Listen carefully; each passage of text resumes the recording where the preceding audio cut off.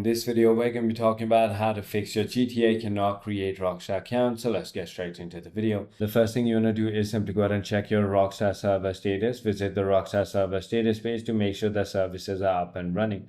If that doesn't work, you want to simply go ahead and check your internet connection. Use a stable connection, restart your router modem and try again. If you use any kind of VPNs or proxies, simply go ahead and disable it or use DNS like 8.8.8.8 or 1.1.1.1 and try again later. You want to also make sure that you're using a valid email. Make sure that your email is valid and not already linked to another account.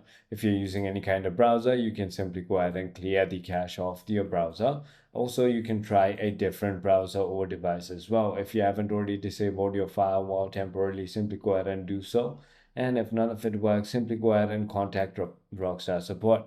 I hope this video clarifies everything for you. If you have further more queries, feel free to comment down below and I'll see you on the next one.